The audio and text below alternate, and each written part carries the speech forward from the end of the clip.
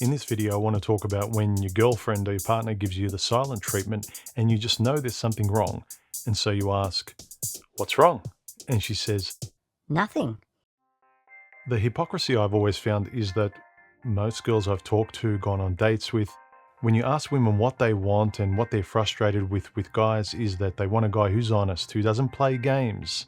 Yet women constantly play these games themselves. They constantly play this Nothing's wrong. game when something actually is wrong. They play this game where men are supposed to somehow read their minds and get it right. When you ask, well, tell me, explain it to me. Well, if you don't know, then I'm not going to explain it to you. Basically, they're playing the games that they insist men not play. And it's exasperating. I think at the heart of it, avoidance of the problem is the issue. Avoidance of doing what you know you should do, but you make up a lot of excuses to avoid it.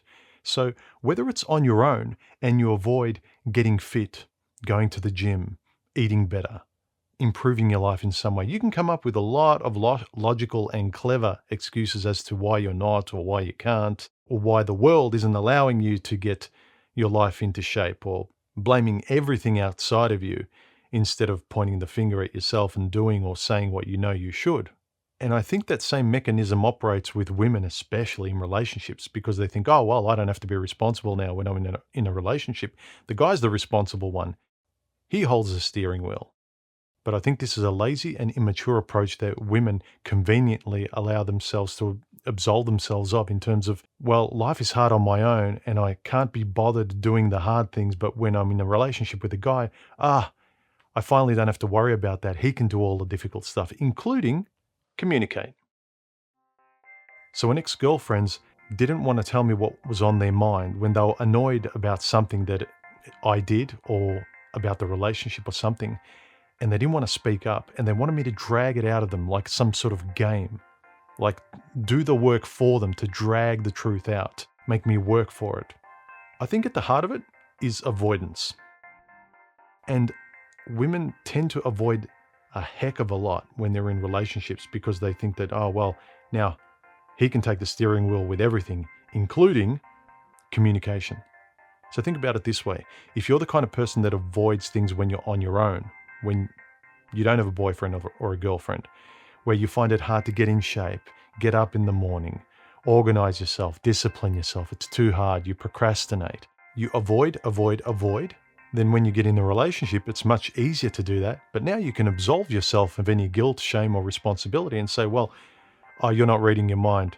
I don't want to speak. I don't want to communicate. So I think that mechanism of avoidance is huge when a woman is with someone else, because she just offloads the responsibility onto the guy and just avoids everything. So it's the same mechanism of avoidance she might have on her own to be lazy.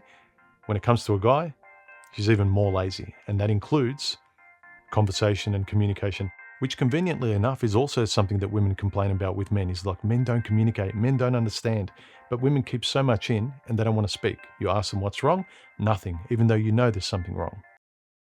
Here's the thing, communication soothes awkward moments, but lack of communication and this game playing of saying that up is down and left is right and black is white and nothing is wrong when something is wrong, that creates distance between you and your partner.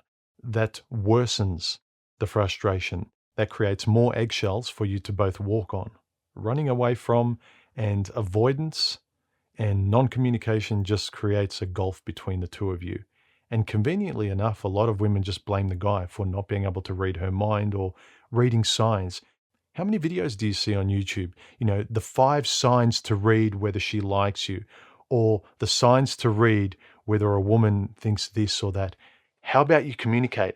How about you do the thing you're frustrated that you say that guys don't do? How about you talk? How about you're honest? How about you're direct?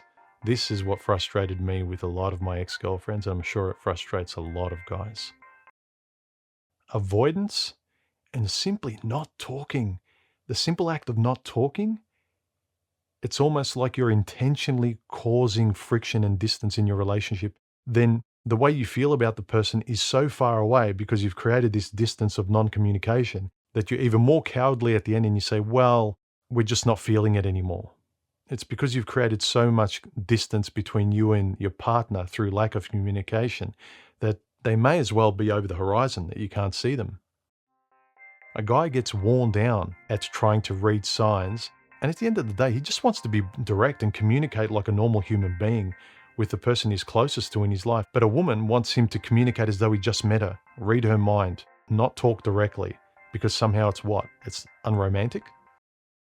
I've had exes that used to do this a lot. And what I used to do whenever they'd give me this silent treatment, and you could tell something was wrong because I didn't just meet them yesterday. This was kind of like months and years into the relationship where you know their moods and you know when they're off. And you say, "What's wrong?" And they say, "Nothing." And you sure? Nothing. And then what I do is I say, "Okay, I asked. I'm not going to ask again." And it's then that they become honest.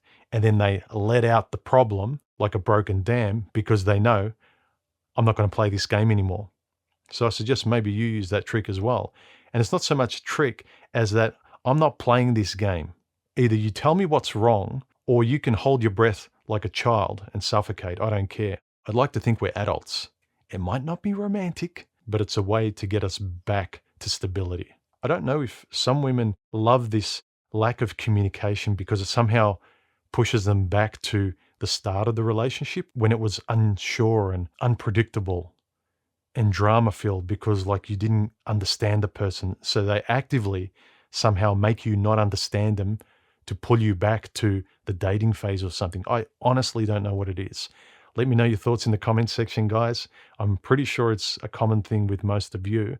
Let me know what you've experienced, what you've learnt, and what you've taken away from those stupid times where you're supposed to read their mind and play this game of what's wrong? Nothing. You sure? No.